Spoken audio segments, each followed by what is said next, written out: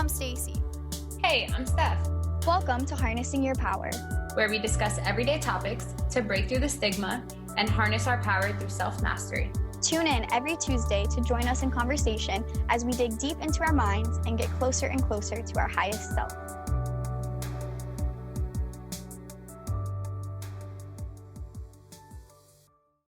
Hello guys, how is everybody's Friday? Hi Naya.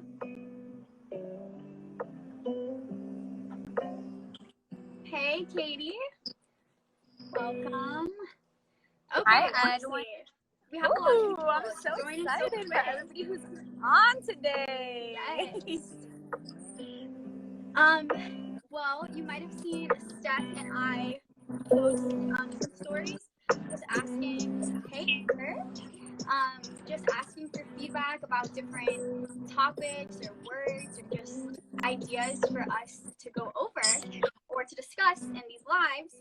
And we will actually be discussing what you suggested, Amber, and that is to discuss just overcoming challenges or obstacles, because as Amber said, everyone faces challenges in life, and it's definitely something worth talking about. And as Steph and I were prepping for this live, we realized that it actually goes really deep, and there are many different ways to look at obstacles and challenges because it can mean a lot of different things. So that being said, this will be kind of just scratching the surface on what there is to talk about with this. And honestly, it might be something that I want to talk about again because it's just so necessary. Yes. But when we were thinking about that, and we kind of had all of these thoughts and all these different main points to bring up, I realized that it really comes down to two big buckets, and that is challenges that we have control over and challenges that we really don't have control over the challenge itself, and how we can go about navigating those two different things. For me personally, the first thing I thought about was more so challenges that we don't have control over. You might have heard me talk about this in a previous live, but one of the things that's always prevalent on my mind that happened recently in the scheme of my life is my grandpa passing away. So when I was thinking about overcoming a challenge, that was the first thing I thought about. And that's really interesting because it's something I don't have control over. I don't have any control over what happened. But where I can really step into healing through that and growing is realizing that in some way I do have control. And Steph actually was the one who was kind of making me realize that. So what were you saying about that, Steph? So I feel like even the things that we feel, sorry guys if you hear loud background noise, I had to come to Starbucks to get some Wi-Fi, but I feel like when we talk about things that we don't have control over, do we really have control over the way we react to things or the way we respond to things? So clearly easier said than done, because when we're talking about a death in the family or something along those lines that we really can't control, obviously that's something that's going to affect us very strongly. However, can we, instead of sitting in the emotion, can we find the ways to grow out of that? So something that I think I realized when talking to you, Stacy, was the first time that we talked about that obstacle that you were overcoming, the first time that we were talking about that, it was a lot different than the last time that we talked about it, because you've grown through it and you found different ways to get past that and be able to take control of your emotions. And again, easier said than done, because I don't want anybody that might be going through something along those lines be like, oh, well, I can't just control it. But can we look for the resources to get past that, or speak to somebody, whether it be a friend, or look for help in a different way, look for a therapist, or look for something different? Can you seek the way to get out of that versus just sitting in the sadness, because while it's something you can't control, at the same time, it's something you can't control, and it's something that won't be changed. So that was kind of on that. Like, do you, like, yes, you're always gonna miss that person, but how can we move out of that feeling, and really, because I mean, in reality, do you wanna, how would your grandpa want you to live your life? Exactly. And we can't change things out of your control, but we can change the way we react or let it affect us. Exactly. And that's kind of like what you had said to me, like, are you reacting to it or responding to it? And the difference between those two things and how you could even change that. Katie said more emotionally intelligent people will be better at problem solving and proper decision making in tough times. Exactly.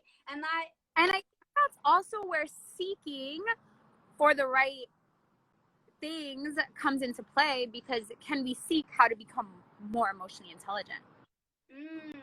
Exactly. And even while you're dealing with something, because I'm going to be honest, I did not maybe handle that situation the most healthy way at first. And this is even before Steph, you and I really started talking a lot when he first passed. But for some of the people who are close to me who know me, like, I was just doing whatever I could to really like numb out, from smoking to drinking to not working on stuff to watching TV. Like, I really don't like TV, and I was watching so much TV. I was just doing anything to not think about it. And then it took me going through that and feeling really, really bad, and realizing that I wasn't just feeling sad for missing him and for the grief, but I was feeling like overall really bad about myself and my life. And fortunately, having that awareness with myself to step back and to realize, okay, a lot of times also we just have to accept that something's happened. It happened. Yes. My grandpa passed away. That's what it is. You know, depending on your belief, maybe you'll see the person in another life or wherever else, but just accepting that that's what's happening right now, and then realizing that there is a better way to grow through it. And I think practicing that more in situations where we do have full control, like Katie said, really makes that easier for in those moments when we don't. Because if we're seeking to numb out when it's something that's our full responsibility, how are we even going to be able to manage something that happens externally? So we didn't kind of touch on this before, but how do you feel like you handle problems that are in your control differently from problems that are out of your control? Oh,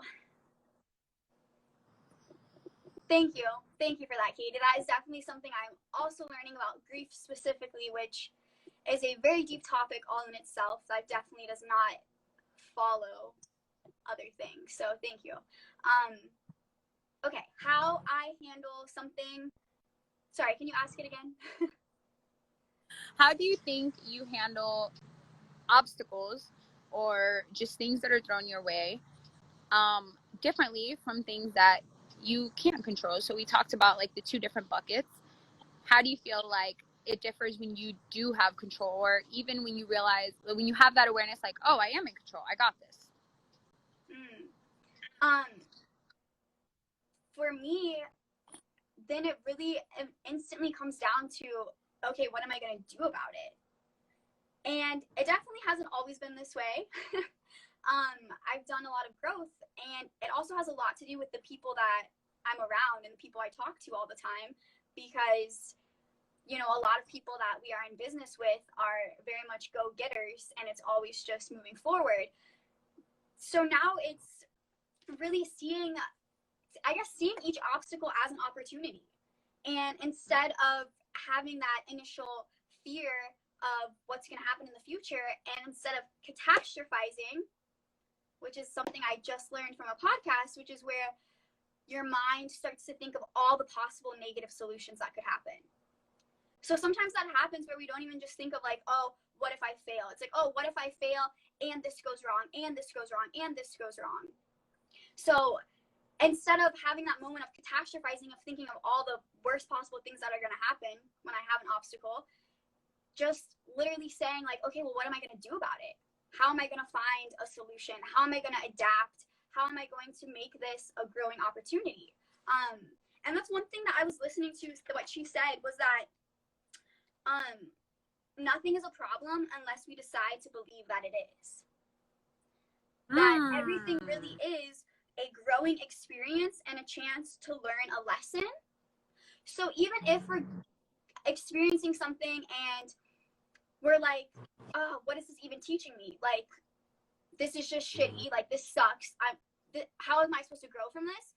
We might not see the lesson right away, but just having that faith and knowing that everything is a chance to grow, and like focusing on that to really just like get through and have that faith to get through that experience, and then be able to reflect and say, okay, what did I learn from this? So that's really how I go about seeking to deal obstacles that I do have more control over, versus I feel like obstacles that might be something more out of my control. It's still kind of the same thing. It's still like, okay, well, what am I going to do? How am I going to grow through this? But like you said, it's recognizing that maybe it looks a little bit different. Maybe it's not just changing the way I think about it. Maybe it's crying. Maybe it's talking about it, or whatever it is. Yeah, I actually like that you went back to it's kind of the same thing, because that's actually where I was going to go with that, and not to necessarily say that it's the same, because like you said, it's a different process. But when we talked earlier, we were talking about it all starts with the awareness of, hey, I'm in this situation, the awareness of, hey, I'm overcoming this obstacle right now, or I'm feeling this right now and I need to get past it. How am I going to do it? And I think it all starts there. And I think we agree on that very strongly. Like, can we become more aware of our emotions and learn how to move past them? And I think one of the toughest things, at least for me personally, to do is sometimes talking through them.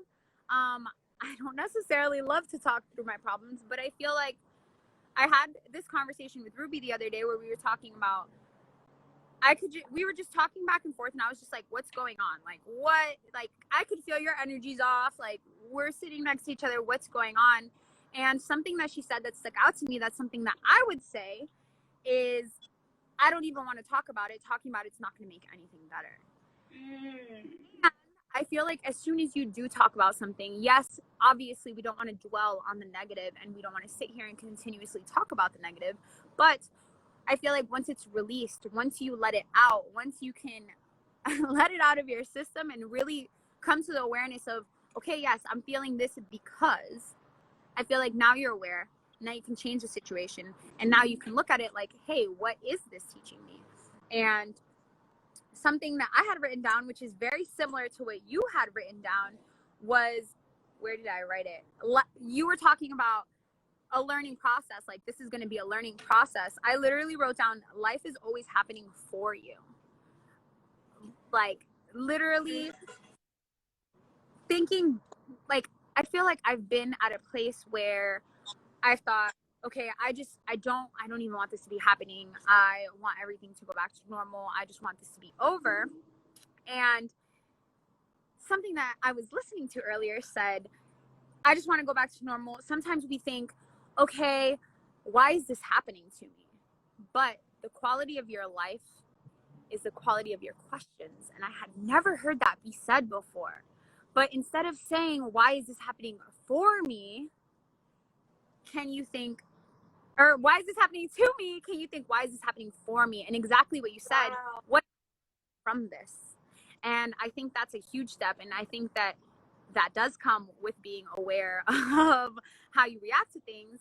But when we start asking the right questions, and actually, I think somebody on the team, I think it was Maya, that was telling me, you know, some of the questions that she likes to ask herself is, why am I such an amazing leader?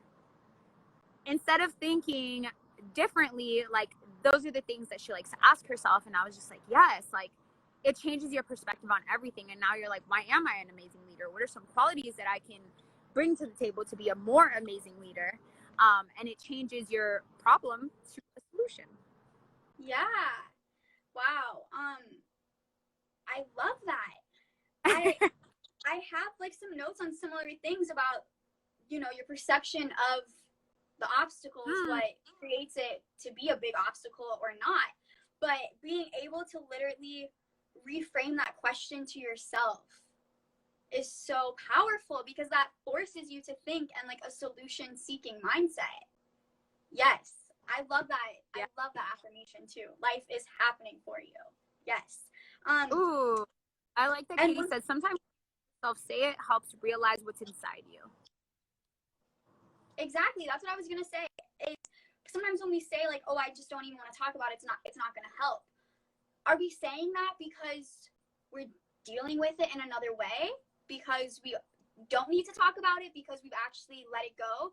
Or are we just saying that because we're rejecting it and we want to repress it and just hold it in? And that's kind of like what Katie was saying. Sometimes we don't even realize until we do talk about it. And one thing is that literally in one of my favorite podcasts, it's called Unfuck Your Brain, and I highly suggest it. She has like 10-minute episodes, some are like 40 minutes, but they're really relatable and easy to understand. So, side note, it's like my favorite podcast of all time. But she was talking, saying that every moment literally has a 50-50 chance of being a good or bad moment, and that it all comes down to our perception and our brain determining if it's going to be good or bad. And that often we're so caught up in a fear of the moment being bad that we create that bad moment for ourselves instead of just embracing it. And that, like, we are here as humans having this human experience, which equally means the negatives as it does the good. And once we start to accept that we will have some negatives, she had a podcast titled literally Embrace the Suck. That things will suck. If we're talking about trading, you know you will take a loss at some point. Maybe a few. But just knowing that it's going to happen and having that acceptance to write it out and see, okay, well, what did I learn from that through that time, then allows you to have those good moments. Because if we reject the bad, then we're rejecting the good, and we're like rejecting our whole experience as like a conscious human. Yes. And okay, wait. You said something that I really wanted to respond to, and I lost it because I was listening to. We're talking about embrace the suck, but before that, yeah. What'd you say right before that? If you're just not talking about it because you're dealing with it another way, or if you're just suppressing it. Oh, I don't know. I can't remember exactly. I feel like it's gonna come back, but I do have a question about, okay, so is there a time where you can think back to something that was happening to you and you maybe felt, why is this happening to me, or how can I be growing from this? There's no good possible reason that this could be happening to me right now. And then later on look back and been like, wow, if it wasn't for that, I wouldn't be here, and I am so grateful. Whew. I do. I definitely do. But let me read Katie's comment real quick. Okay. Self-fulfilled prophecies, prediction, or expectation coming true simply because the person believes it will, and the person's resulting. Oh no. Oh no. Katie, I love that you wrote that, because I feel like we often talk about the power of our words and our thoughts and how they change our lives. And yes, literally self-fulfilling prophecies, or literally manifestation. Like, what are you bringing into your own life? Which exactly. And I have a little something more to say on that, but I want to answer your question first. Yes. We can come back to that if you want to like stay on this topic, we can go back to the question. Okay. It's okay. Let's save the question because that's gonna be a story. Because I instantly thought of something. But aligning with what Katie said, I was also reading about something called problem addiction, or it's not technically called this, but this person was referring to as problem addiction, or subconsciously sabotaging yourself. And it's pretty much where, kind of like what Katie said, like, you identify with a problem so much that you will constantly create it in your life. So the example they gave was a relationship.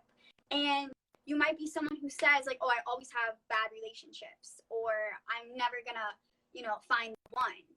And maybe you do have a few examples of that in the past, but then you're gonna approach every new relationship with that identifying factor that you never have a good relationship. And then not only is that going to make that relationship not good, but by making that relationship not good, it's going to keep giving yourself the evidence that that is true. So what they were saying was that sometimes, like, we might even take steps to solve the problem.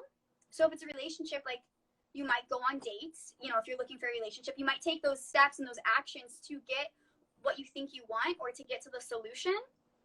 But on a subconscious level, you don't actually want to solve the problem because you convinced yourself that the reason why you're not successful or the reason why you're not happy is because this problem exists. So if you actually solve the problem, then what's your excuse to yourself? And I think that's so interesting because that almost shows, like, the duality of manifestation. Like, are you manifesting a good relationship by always thinking about how the last ones weren't good? Or are you just going to be manifesting another bad one? Yes. And something that I wrote down that I really liked the way that it was worded was I was listening to also a podcast, and he was talking about the pillars of his life that he's learned. And something that he said is nobody is coming to save you. And when he said that, he was like, does that sound morbid to you? Or what do you feel when you hear that? And genuinely, like, what do you feel when you hear that? And if you guys have answer in the comments as well. I'd love to see if you guys think that's morbid or positive at all. Like, my initial reaction was, I don't know, morbid, I guess, like, just a little sad and like, oh, why not? But Katie said that statement has transformed my life. But as he was talking about that, he was saying, if we can take responsibility for everything that is happening for us and to us, all of that, if you can take absolute responsibility of your life and realize that nobody's coming to save you, but we're in so much control. And sometimes he was talking about we grow up in this world where we're always taken care of.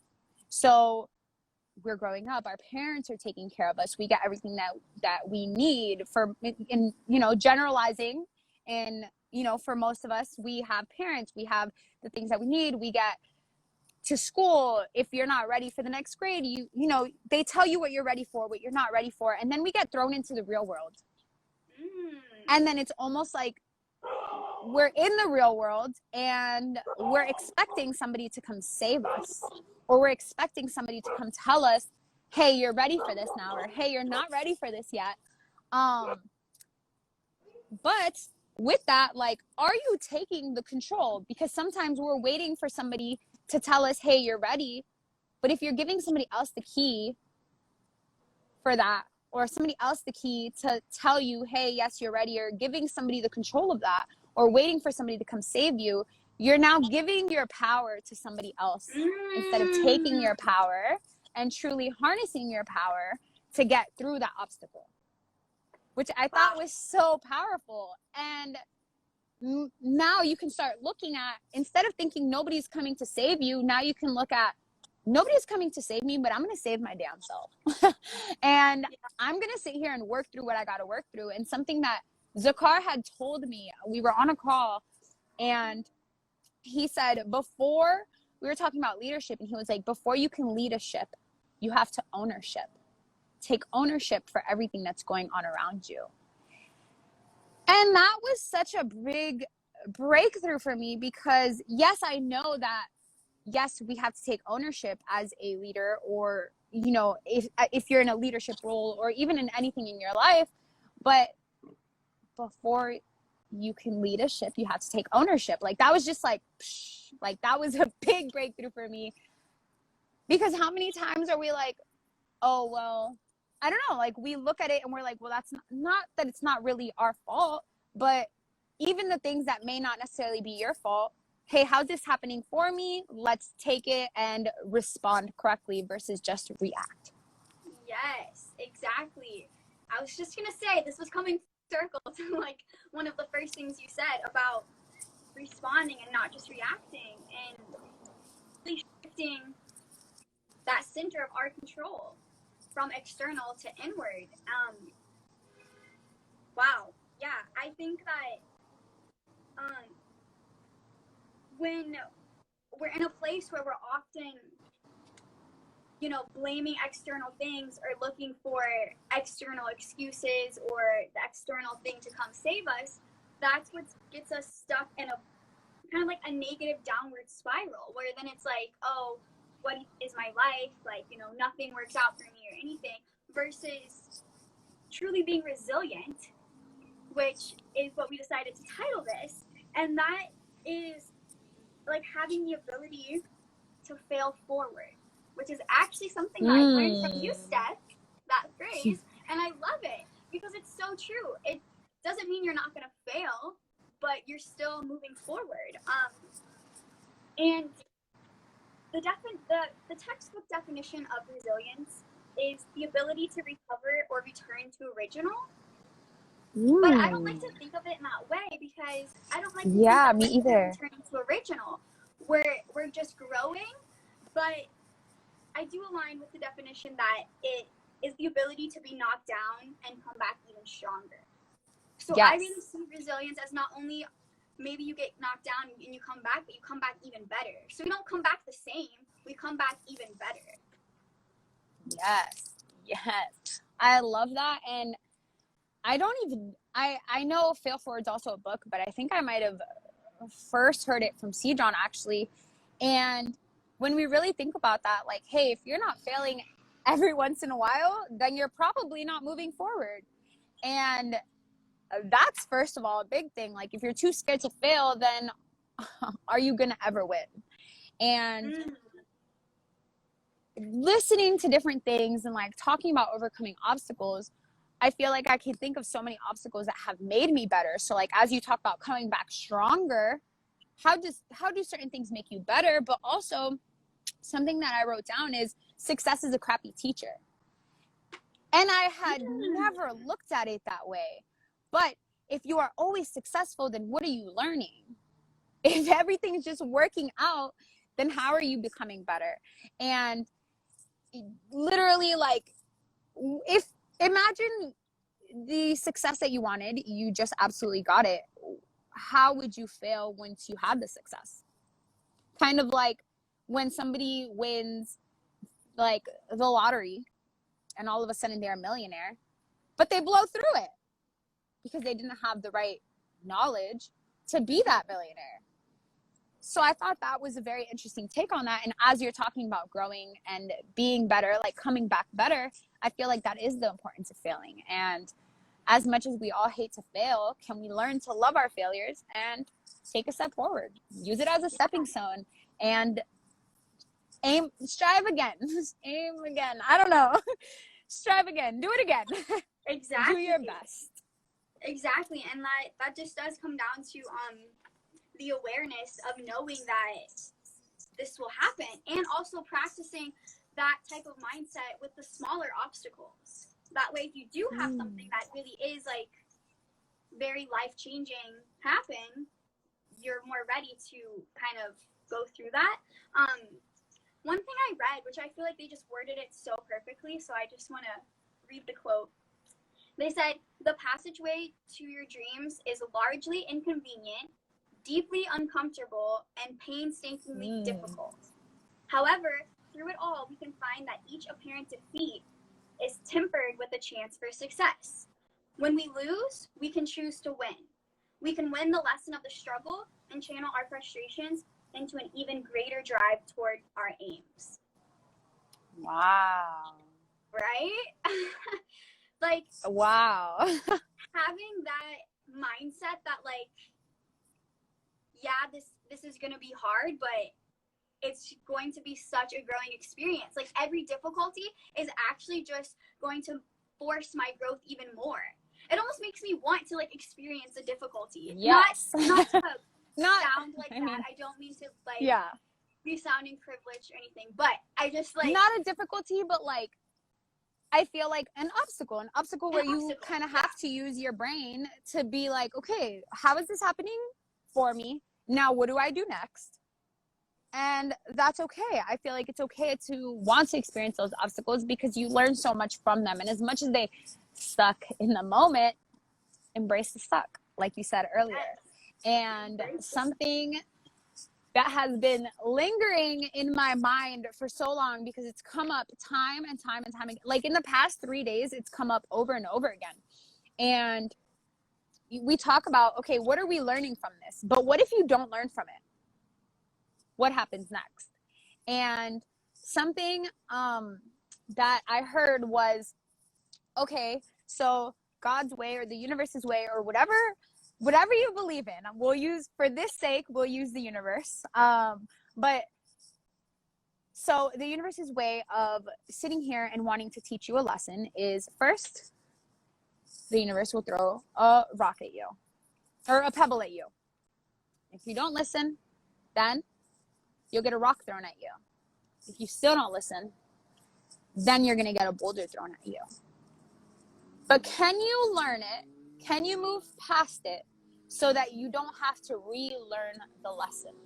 So that you don't have to do that all over again? Are you growing through the issue, or are you never learning the lesson? And I feel like that's something that I've been through myself, is not necessarily learning the lesson and going through the same obstacle more than once. And then here I am, and I literally remember telling Ruby, like, can we just learn the lesson and move past it? Learn the lesson and move past it, because once the lesson is learned, now we can grow and step out of that. But you can either fail and sit in your failure or fail forward. And I feel like once you learn that, once you can learn your lesson, now it's something that, hey, let's say the obstacle does come up again, but now you know how to get past it. And an analogy that they used was, you can go say, hey, universe, God, higher power, this is what I want. This is what I want. And then these things are happening in your life because I believe strongly and wholeheartedly that the universe is always conspiring in my favor. So once you want something, once you ask for it, it's already happening. So now there's obstacles that are coming into your life because you have to grow into somebody else. Okay, this is who you have to become now. This is what you have to be now. And why are we running from that? And the way that it was worded was, that's like going to the gym and getting a personal trainer and saying, hey, I want to be in the best shape of my life.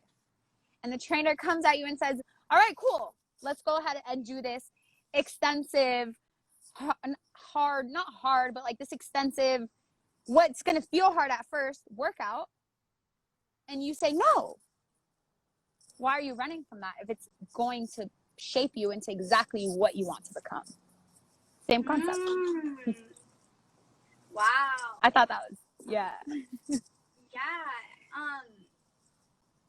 Wow. Yeah. And honestly, so much of it just comes back to that awareness of, recognizing if it's something we truly want. And if it is, letting go of that fear and letting go of those subconscious limitations we put. Wow. I feel like I had something to say, and then no, you're good. That was me earlier. But that's why I love this too, and I know we always say this, but it does just cause so much like reflection with myself.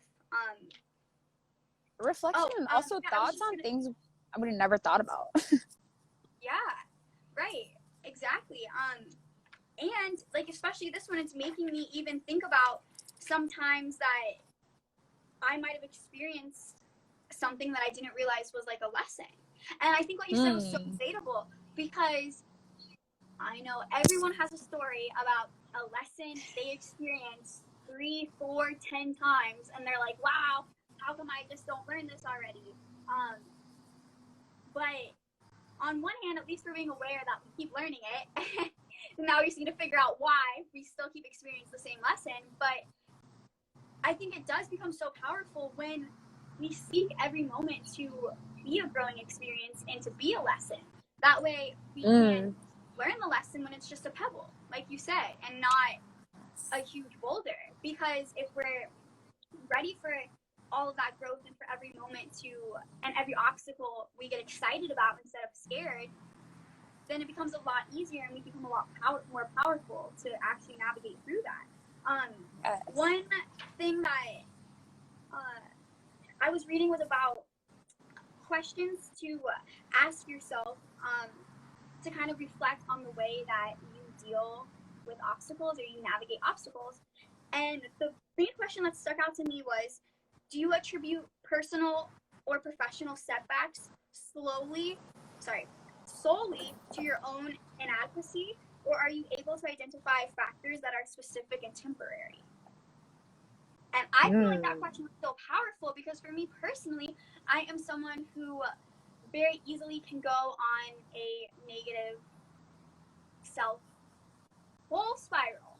Something can happen and my conscious mind can know that I did the best I could and it just is what it is, and still internally I will be feeling very negative about myself. So having that question to, do you attribute those setbacks just to your own inadequacy? But then also going beyond that, are you able to identify the factors that are specific and temporary that cause the setback?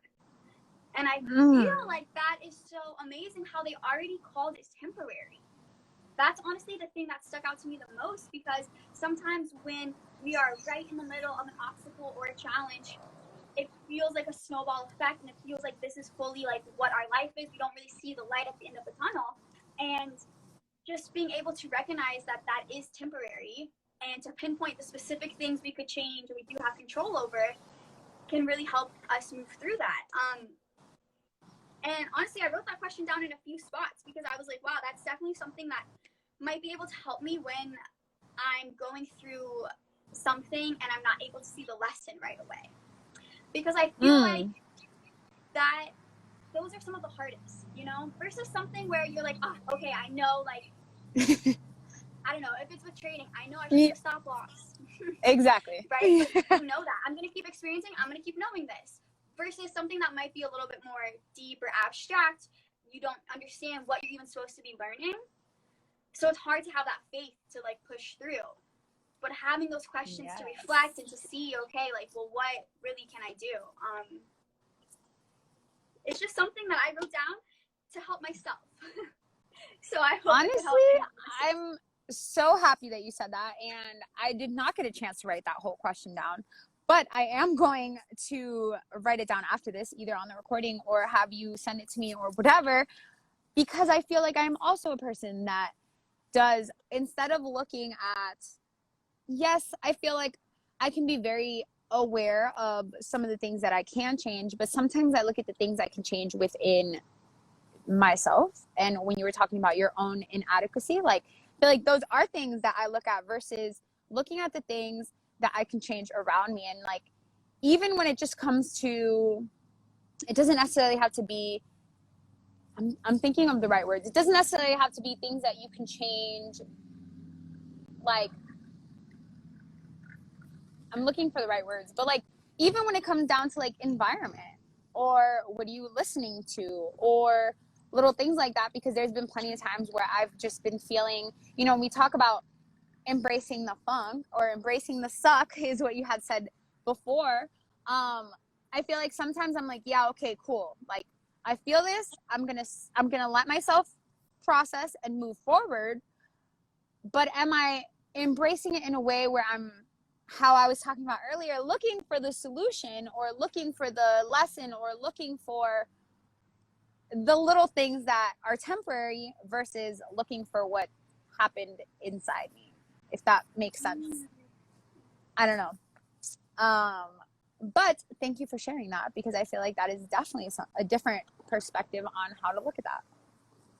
Yeah, that definitely does make sense. Yeah, wow. That being said, I want to flip your question back to you a little bit. Ooh. And then I'll answer it too. But a little different than what you had asked me. But do you have an example or a story about an obstacle that you experienced that you weren't able to see the lesson while you were experiencing it, but after some time you went through it, whatever, you realized it was like a huge growing moment? Yes. And I feel like I probably have a gazillion. But the first one that really comes to mind, and not to make it like, I don't know, like there's so many obstacles, and the first one that comes to mind when I think about that is a relationship situation. And Ruby and I have been together for 6 years now, and so we've definitely had our ups and downs, but we were talking about, hey, can you learn the lesson and get past it? And that was more talking about other things outside of the relationship. But the example that I used was, hey, we've been in a situation where we've gone our separate ways before, and in that process it sucked a lot, and I couldn't think of whatever reason that could be happening for. And like, maybe at the time I was just like, oh, whatever, like it is what it is. And maybe her the same, I don't know. But coming back to now, I think about, if we would have never gone our separate ways then, what lessons would we still have to learn now? And I feel like we're so much stronger because of it. And because we've learned the lesson and genuinely taken the time to evaluate what happened and how we can get past it, I feel like it's made us so much stronger. And it's also built the trust. It's also built a level of connection that I feel like we wouldn't have had otherwise. So I feel like, and obviously this doesn't have to happen for you to have a strong connection with somebody, but I feel like if we wouldn't have had those times where we were like, we need to take a step back, or we need to take our separate ways, would we be as strong?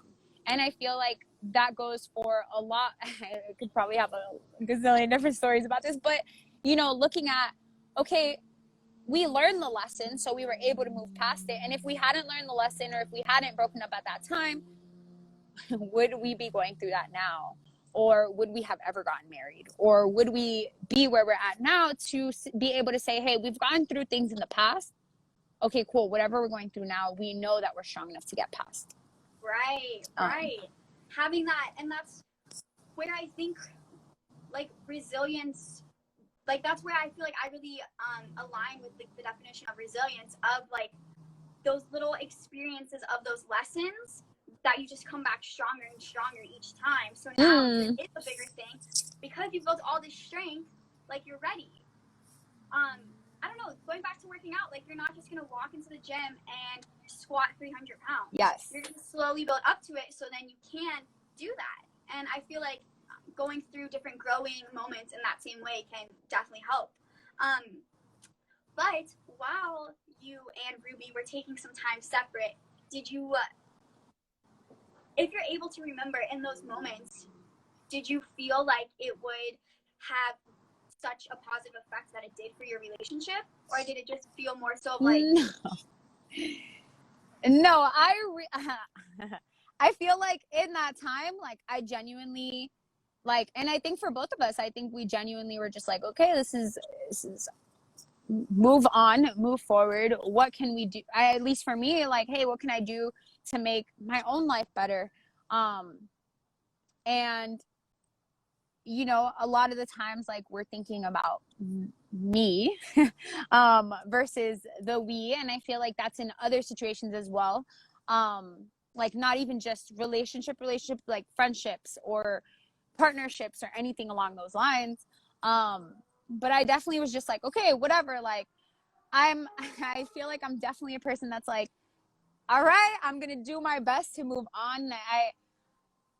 I am a person that has, I feel like through personal growth, has learned how to handle obstacles a lot better, because I feel like in the past I was definitely the person to just put things in the back burner and not talk about them, which is why I talked about that earlier on. Like, when you talk about it, you can release it.